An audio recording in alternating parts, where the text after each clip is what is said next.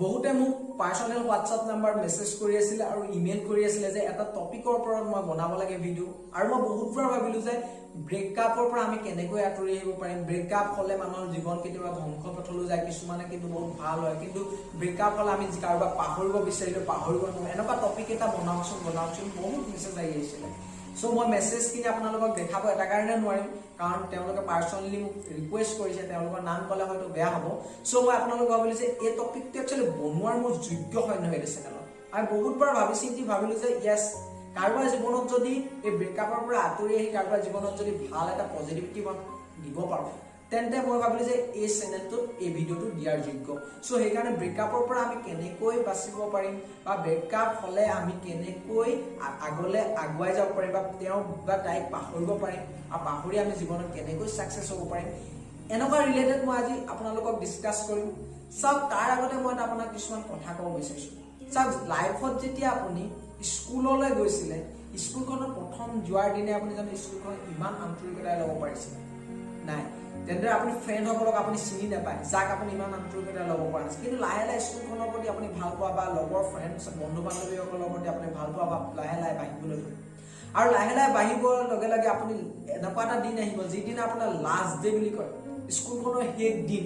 সেইদিনা আপোনাৰ ওপৰত যি সময়ত আপোনাৰ ফিলিংছ আহিব যে কাইলৈৰ পৰা স্কুল যাব নালাগে, যিদিনা আপুনি ৰাতি ভাবিব যে কাইলৈৰ পৰা মোৰ ফ্ৰেণ্ডসকলক নাপাওঁ, তেন্তে আপোনাৰ কিমান দুখ লাগে। এয়া কিয় হৈছে জানে? কাৰণ আপুনি সঘনাই ফ্ৰেণ্ডক পাই আছে, সঘনাই আপুনি ছাৰ বাইদেউসকলক পাই আছিলে, ছাৰ প্ৰতি আপুনি আন্তৰিকতা পাইছিলে, স্কুলখনত আপুনি টাইম মতে গৈছিলে, এটা ডিচিপ্লিনত চলাইছিলে। তেনেদৰে আপুনি ভাল পোৱাইছিলে যিজন ব্যক্তি, প্ৰথম অৱস্থাটোত তেওঁ বা তাইক আপুনি চিনি নাপায়, কিন্তু লাহে লাহে আপোনাৰ মাজত কথা বতৰা হ'ল, মেছেজ কৰিলে, ফোন কৰিলে, ৰাতিপুৱা আপোনাক কেয়াৰ লয়, গুড মৰ্ণিং বুলি দিয়ে, আপুনি কি কৰিছে প্ৰত্যেকটো টাইমত আপোনাক কেয়াৰ লয়। তেনেকুৱা এজন ব্যক্তি যেতিয়া আপোনাৰ মাজৰ পৰা অলপ ইমিডিয়েট পটককে নাইকিয়া হৈ যায়, তেন্তে কি ফিলিংছ হয় সেইটো হয়তো মই বুজাব নালাগে। আৰু যিসকল ব্যক্তি এইখিনি ফিলিংছ হৈছে, এইখিনি মাজেৰে গৈছে, তেন্তে মই ক'ব বিচাৰিছো আপোনালোকে এই ভিডিঅ'টো চাওক। এই ভিডিঅ'টো চোৱাৰ পিছত মই ক'ব পাৰিছো আপোনালোকে 100% আপোনালোকে নিজক কন্ট্ৰল কৰিব পাৰিব আৰু এই ব্ৰেকআপৰ পৰা আঁতৰাই আনি আপুনি এটা জীৱনত কিবা এটা ছাকচেছৰ হাইলে নিব পাৰিব। সো মেক্সিমাম সময়ত ব্ৰেকআপ যিটো ৱৰ্ড মই ক'ব বিচাৰিছো, এই ব্ৰেকআপ ৱৰ্ডটো লৈ বহুতো মানুহ বিভিন্ন পদক্ষেপ লৈ লয়। কাৰণ কোনোবা এজন ব্যক্তিৰ প্ৰতি যেতিয়া ব্ৰেকআপ হয়, বিভিন্ন বেয়া কাম কৰিবলৈ ধৰে। মই কৈছো বেয়া কাম আপুনি কেতিয়াও জীৱন নকৰিব, যেনে মাদক দ্ৰব্য খাবলৈ ধৰে, বিভিন্ন কাম কৰিবলৈ ধৰে, অকলে থাকিবলৈ বিচাৰে। যেতিয়া ঘৰ ৰুমত সোমালে, অকলে দৰ্জা মাৰিলে, হোৱাটছআপত তেওঁৰ মেছেজ চাবলৈ ধৰে যে ইছৰাম মোৰ মেছেজ আহিব নেকি বা হোৱাটছআপ ব্লক কৰিছে, যদি ব্লক খুলিছে নাই অনবৰত চাবলৈ ধৰে। চাওক, আপুনি চাই জানো কিবা লাভ আছে?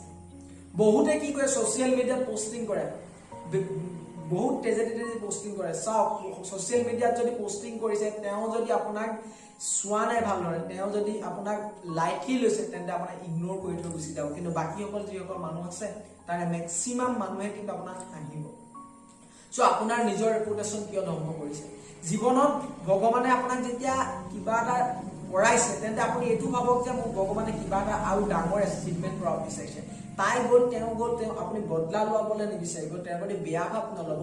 এটাই কওক যে তাই সুখী থাকক বা তেওঁ সুখী থাকক, কিন্তু আজি মই পৰা জীৱনত মই কিবা এটা ডাঙৰ এচিভমেণ্ট কৰিম, যিটো সময়ত মোক তাই বা তেওঁ মোলৈ মনত পেলাব আৰু তেওঁ ৰিয়েলাইজো কৰিব যে য়েছ, তেওঁ বা মই তেওঁৰ কাৰণে বহুত যোগ্য আছিলো, তেওঁ এৰি থৈ যোৱাৰ কাৰণে কিন্তু নিজেই পস্তাব এদিন।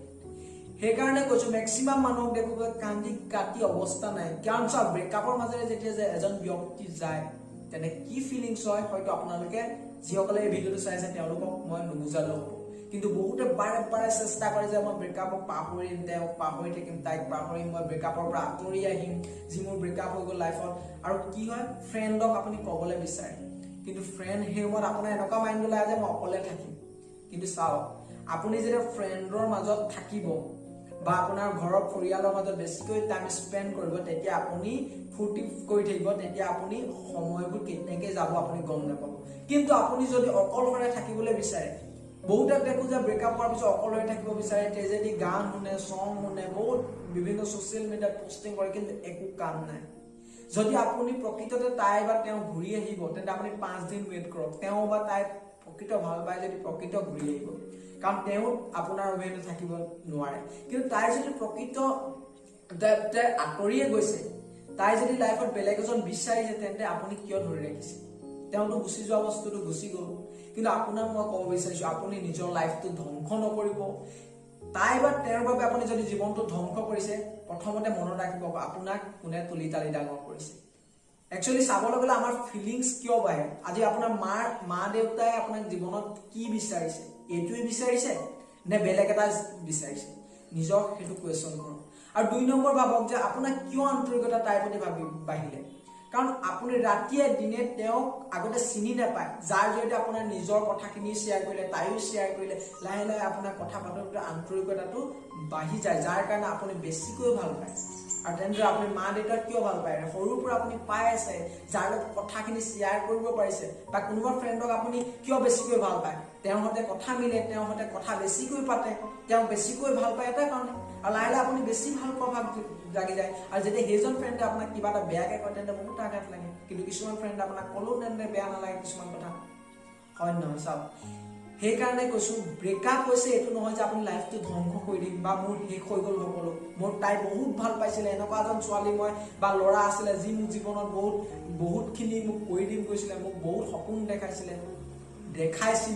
কিন্তু মনত ৰাখিব, এয়া আপোনাৰ এটা ষ্টাৰ্টিং আছিলে জীৱনত। এয়া নহয় যে আপুনি কিবা এটা শেষ হৈ গ'ল, কিবা এটা নতুন ষ্টাৰ্ট কৰা এটা ভগৱানে সুযোগ দিছে।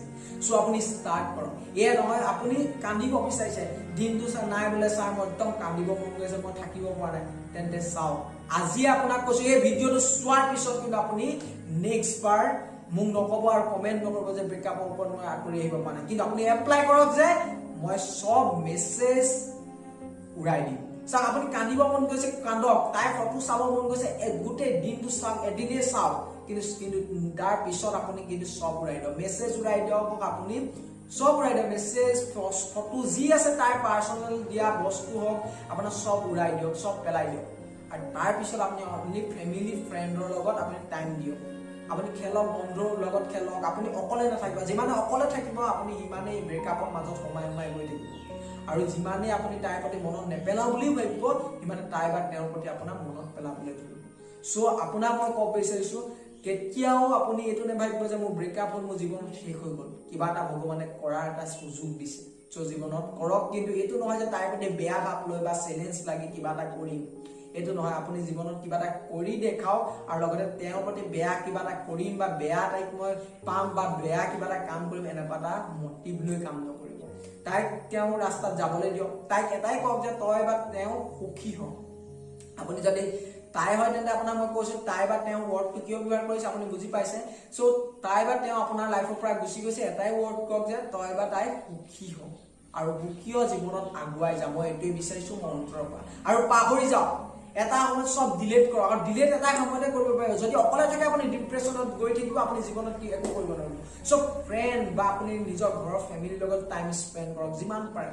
এইটো টাইমত আপুনি যদি ব্ৰেকআপ হৈছে, এইটো নহয় আপোনাৰ এটা সোণালী সুযোগ দিছে। মই বাৰে বাৰে কৈছো, সোণালী সুযোগ হিচাপত লওক। নোৱাৰে, প্ৰথম অৱস্থা আপুনি নোৱাৰে, হেণ্ডেল কৰিব পৰা নাই, কিন্তু আপুনি চব কান্দক, এদিন গোটেই দিনটো কান্দক। আপোনাৰ কান্দিব মন গৈছে কান্দক, কিন্তু আপুনি যে হোৱাটছআপত বাৰে বাৰে আপোনাৰ তাইৰ মেছেজ আহিব, কিবা আপোনাৰ ধৰক ফোন আহিব, ৱেইট কৰি ব্লগ খুলিব, এইবোৰ চাই থাকি লাভ নাই। তাই যদি 3-4 দিন ৰওক, আপুনি ডিলেট কৰি দিয়ক চব। তাই যদি 3-4 দিনত ঘূৰি আহে, প্ৰকৃত ভাল পাই ঘূৰি আহিছে। আৰু যদি নাহিব বিচৰে নে, তাইক ধৰি ৰাখি কিবা লাভ হ'ব জানো? যিকোনো বস্তু আপুনি জোৰেৰে ধৰি ৰাখি কিবা আপুনি এচিভমেণ্ট কৰিব পাৰে জানো? চ' তাইক বা তেওঁক এৰি দিয়ক, লাইফত যাবলৈ দিয়ক, যি ৰাস্তাত তেওঁ ভাল দিশতে যোৱাৰ আশা কৰি, আৰু আপুনি জীৱনত আগুৱাই যাওক। এই ভিডিঅ'টোত ভাবিছো মই কিমানখিনি দিব পাৰিলো নাজানো, কিন্তু এইখিনি এটলিষ্ট যদি এই যি লং ভিডিঅ' হৈছে, তো এইখিনিও যদি আপোনালোকে এপ্লাই কৰে, মই ভাবিছো এজন যেনেকুৱা ধৰণৰ ব্যক্তিয়ে নহওক, লাইফত ব্ৰেকআপৰ পৰা আঁতৰি আহিব পাৰিব। আৰু একচুৱেলি লাইফত আপুনি যাক বেছিকৈ ভাল পায়, মই কৈছো আন্তৰিকতা লাহে লাহে তাৰ প্ৰতি বেছিকৈ ভাল পোৱা ভাৱ জাগে। কিন্তু আঁতৰি অহাৰ পৰা এটাই আছে, যদি এইখিনি এপ্লাই কৰে। চ' মই ভাবিলো যিসকলে মোক কমেণ্ট কৰি আছিলে, থেংক ইউ। তোমালোকৰ নাম যিহেতু মই ইয়াত দিব মেনশ্যন কৰিব নোৱাৰো, বাকীসকলকো দৰ্শকক কৈছো, কিন্তু তোমালোকক কৈছো লাইফত কিবা এটা কৰা আৰু আগুৱাই যোৱা। চাবা এনেকুৱা এটা সময় আহিব যি তাই বা তেওঁ তোমাক দেখিব, আৰু দেখি ৰিয়েলাইজ কৰিব যে য়েছ মই বহুত ডাঙৰ ভুল কৰিলো। চ' ডিপ্ৰেছনত নাথাকিবা, নিজৰ ফেমিলিৰ লগত টাইম স্পেন্ড কৰা আৰু আগুৱাই যোৱা। Wish you all the best, be the best, love U.